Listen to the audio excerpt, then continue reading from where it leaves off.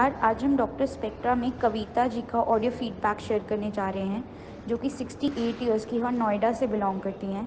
इनको टेनाइटिस का प्रॉब्लम 2019 से था, जिसकी वजह से इन्हें सर में भारीपन होता था, शोर चुभता था और इन्हें आवाज़ सर से पीछे से आती थी। इन्होंने हमसे ट्रीटमेंट लिया और हमसे ट्रीटमेंट लेने के बाद इन्हें 64% आराम है। आइए इनका ऑडियो फीडबैक बहुत ध्यान से सुनकर टेनाइटिस का जर्नी जानते हैं। अपना ऑडियो फीडबैक देने के लिए वेलकम। मैम, आपकी उम्र कितनी है, एज कितनी है आपकी? 68। ओके, एंड आप कहाँ से बिलोंग करते हैं मैम?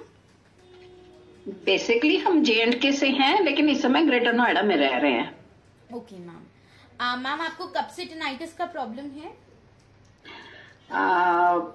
टेनाइटिस का प्रॉब्लम मुझे 19 से स्टार्ट हुआ है। ओके, 2019।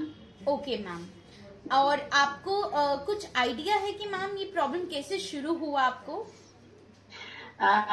प्रॉब्लम तो ऐसे हुआ कि भाई मतलब मुझे धीरे धीरे आवाज में थोड़ी सी वो कान में ना थोड़ी सी वो कुछ आवाज सी सुनाई दे रही थी, तो आई टुक इट लाइटली। मैंने कहा ये पता नहीं है, होता रहता है, कोई बात नहीं, ठीक हो जाएगी। लेकिन धीरे धीरे ये फिर बढ़ती गई और उसके बाद फिर मेरे को सर में वो चक्कर आना शुरू हो गया। ये आवाजें बहुत ज्यादा सर से टकराने लगी, मतलब काफी प्रॉब्लम होने लगी। फिर मैं काफी मुझे अपना बड़ा इनसिक्योर सा लग रहा था, डिप्रेस्ड लग रही थी मैं, मुझे कुछ भी अच्छा नहीं लग रहा था। फिर धीरे धीरे तो ये बढ़ता ही चला गया। ओके, तो मैम लाइक जैसे आपको ये पता चला, आप डॉक्टर्स के पास गए, तो डॉक्टर्स आपको क्या बोलते थे? डॉक्टर्स ने ही बोला कि ये आपको टेनाइटिस की प्रॉब्लम है और ये बहुत होता है लोगों में, तो इसके बहुत वेरियस रीजंस हैं। तो अब आपका बेसिकली ये है कि हमें पता नहीं चलता है कि इसका बेसिक कॉज क्या होता है होने का। तो लेकिन हाँ, हम इसको काफी रीजन से कोरिलेट करते हैं और ऑब्वियसली वो रीजंस तो मेरे पास काफी सारे थे। तो फिर उन्होंने मुझे उस समय दवाई शवाई दी, मैं मेडिसिन दी और वो स्प्रे, नेजल स्प्रे दिया, क्योंकि मेरा नाक बहुत ब्लॉक रहता है। तो नेजल स्प्रे और गार्गल्स वगैरह करने के लिए दिए, स्टीम वगैरह लेने के लिए दिया। तो यही चलता रहा, लेकिन बस वो थोड़े पीरियड के लिए। फिर उसके बाद उन्होंने कहा कि अब आपका ऐसे ही चलता रहेगा, थोड़ा कम हो जाएगा तो अपने आप ही होगा, तो अब चलता रहेगा। लेकिन प्रॉब्लम तो मुझे बढ़ रही थी और सबसे ज्यादा प्रॉब्लम तो ये थी कि सर में बहुत ज्यादा प्रॉब्लम लग रही थी, आवाजें बहुत टकराती थी, सर चकराता था, मैं गैदरिंग में बैठ नहीं पाती थी और बात नहीं कर पाती थी। तो काफी प्रॉब्लम चल रही थी, काफी प्रॉब्लम। ओके, तो आपको हमारे बारे में कैसे पता चला मैम? मैं नेट पे ही सर्च कर रही थी, नेट पे ही सर्च कर रही थी कि इसके लिए क्या ट्रीटमेंट हो सकता है, मैं कहाँ जाऊं, किसको कंसल्ट करूं, काफी कुछ। तो इसी से मुझे पता चला कि इसके लिए वो प्रेशर ट्रीटमेंट भी है, वो उसमें वो मैग्नेट थेरेपी वगैरह देते हैं। फिर मैंने वो भी लेनी शुरू की, तो उससे थोड़ा सा मुझे रिलीफ तो लगा, but not that much which was required. तो फिर उसके बाद फिर देखते देखते मुझे आपके इसमें पता चला, आपका डॉक्टर स्पेक्ट्रा का पता चला। और जब मैंने उसके रिव्यूज पढ़े तो उसमें तो बड़े काफी पॉजिटिव रिव्यूज थे। I was very much impressed और आई वॉज वेरी होपफुल कि मुझे शायद इसी से ही फर्क पड़ेगा और जाना चाहिए। तो then I consult. Okay, and ma'am when you started this treatment, तो आपको सबसे पहले किन चीजों में आराम आना शुरू हुआ और कब से आना शुरू हुआ? बिगनिंग में तो ऐसे कुछ भी विजिबल नहीं था। बिगनिंग में तो कम से कम 1-2 मंथ्स तो ऐसा ही चलता रहा, लेकिन आफ्टर 2 मंथ्स आई ऑब्जर्व कि आवाज थोड़ी सी कम होनी शुरू हो गई है। और सबसे बड़ी बात जो है कि वो जो मुझे चक्कर आ रहा था सर में, मतलब वो गिड्डीनेस फील होती थी और आवाजें बहुत ज्यादा स्ट्राइक करती थी, बहुत इको होता था, दर्द हो रहा था सर में, काफी हैवीनेस कान में लगती थी, ब्लॉक लग रहा था। तो वो धीरे धीरे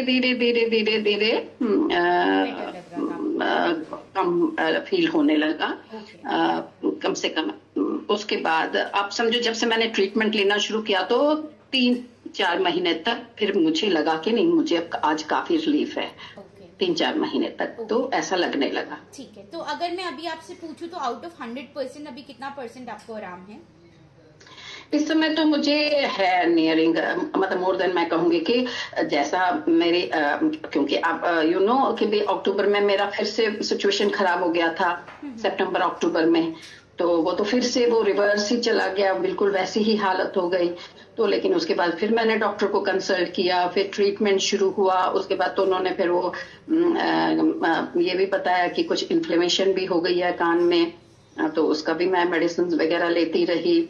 और फिर उसके बाद जब वो उसमें थोड़ा सा रिलीफ मिलने लगा, तो अब इस समय मैं ये कहूंगी कि जो अक्टूबर में जैसी सिचुएशन थी उस हिसाब से मेरी इस समय 63-64% तक है, बेटर है रिलीफ। ओके, हाँ जी। एंड आपने मेरा जो ट्रीटमेंट यहाँ पे हमने जो दिया है आपको ट्रीटमेंट टिनाइटिस रिलीफ का, उस पे आपको कोई साइड इफेक्ट तो नहीं हुआ ड्यूरिंग या अभी आप जब कर रहे हैं, तो कोई साइड इफेक्ट तो नहीं हुआ? को ये प्रॉब्लम है बट उन्हें पता नहीं है कि जाना कहाँ है, इसके लिए किसको दिखाना चाहिए, क्या करना चाहिए, तो आप उस पे थोड़ा सा उनको एक गाइडेंस दे सकते हैं?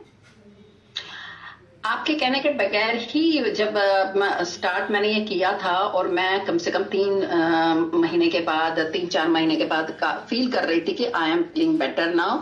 और जिन लोगों के बारे में मुझे मालूम था कि इनको भी ये सेम प्रॉब्लम है, आई सजेस्टेड देम कि भाई आप ये जरूर ज्वाइन करो, क्योंकि इसका सबसे बड़ी बात ये है कि वो लोग तो 100% श्योरिटी देते हैं कि कोई साइड इफेक्ट नहीं है इसका। और तब तक तो मुझे भी ऐसा कोई प्रॉब्लम साथ में चल रही थी, वो काफी हद तक खत्म हो गई हैं। तो इसलिए मैं तो उनको बहुत करती थी। लेकिन सितंबर में आके जो फिर मेरे साथ हुआ, तो उसके बाद तो मैं बहुत ज्यादा घबरा गई, तो किसी को बोलने से भी डरने लगी। कोई बात नहीं, मैं इनको सजेस्ट करूं या नहीं करूं। तो लेकिन फिर भी मैं ओवरऑल ये बोलना चाहूंगी कि कुछ टू सम एक्सटेंट अच्छा है कि अगर किसी को बहुत ज्यादा प्रॉब्लम है, और एक बारी तो कंसल्ट करना चाहिए आप लोगों को। Thank you ma'am. मैम, क्या मैं आपका ये ऑडियो फीडबैक अपने यूट्यूब पे डाल सकती हूँ बाकी पेशेंट्स को अवेयरनेस देने के लिए? हाँ, आप डाल सकते हैं। ठीक है, थैंक यू मैम।